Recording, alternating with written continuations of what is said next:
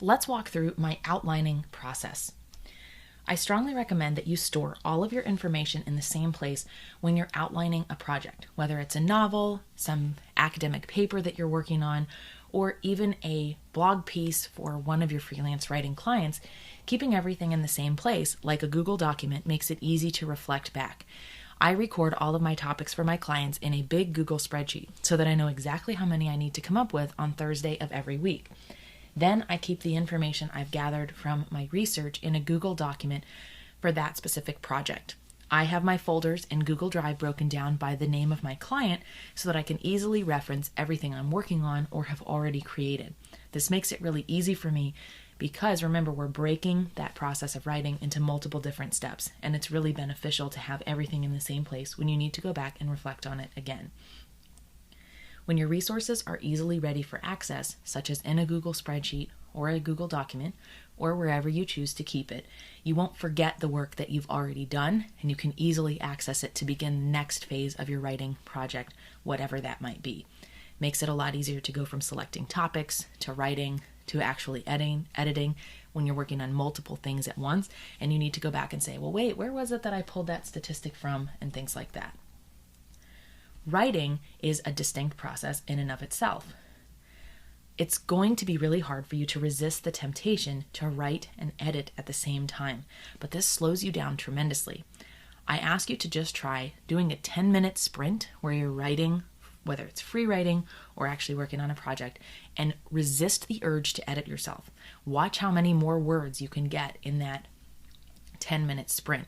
Are all those words going to be perfect? No, probably not, but that's why we're coming back in a separate process to do the editing later on when you have a fresh set of eyes and are more likely to catch mistakes or things you could easily improve.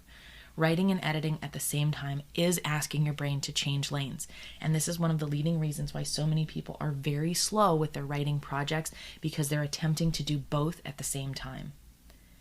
When you focus only on writing, so no researching and no editing, you're lasering in on that one thing you want your brain to do, which is pull together the words you need to sound really coherent and professional and perfect for the end readership. Focusing only on writing means we're getting the most possible brain power and focus directed at the process of writing, rather than worrying about editing or worrying about if you have enough research.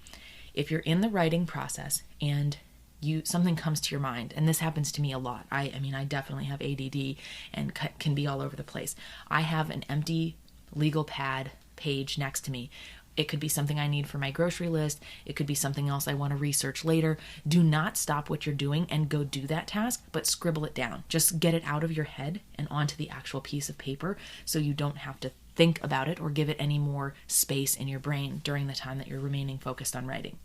It's natural to have other things come into your brain, but we want to sort them by getting them out of your brain and onto a piece of paper, but we're not going to take action on them. Just scribble it down and immediately go back to writing.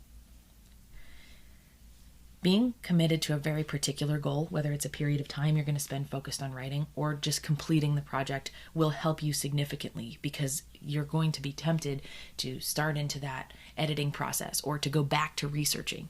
Writing is the really intensive process that's between these two things that require a different type of work. And it's very tempting to delete what you've written and go back and edit it, or realize, I think I need another source for that. Highlight the piece in the paper or add a parenthesis there with a note for yourself to come back and look at it later, but do not stop writing. Trust me, being focused on completing a particular goal or a time goal can help you a lot. Editing is the next phase of our process. Using focus music, as I've shared before with one of my favorite tips and tools, can help you stay on task. And anything that has a timer is going to ensure that you complete that time goal that you have for the particular project at hand.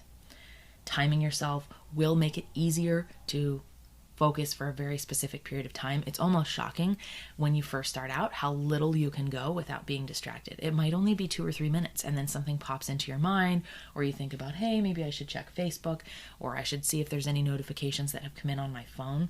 Don't worry about feeling that way in the beginning. When you first get started, you're going to be a lot more distracted, and then as time goes on, you'll be able to do longer sprints, and soon you'll find yourself in these 25 or 50-minute sprints and Pomodoro breakdowns where you're completely focused. And when the timer goes off, if you're using focus at will, when I hear that bell go off, I'm like, oh my gosh, it's already been 25 minutes. You'll really get in the zone. When you're doing the editing process, one thing that helps me a lot is to read it out loud. An idea that sounded great in our brain when we first put it down or spoke it will often not be the same as when you read it out loud. This is also a really good way to catch your grammar and punctuation because things may sound awkward and you need to edit in that way.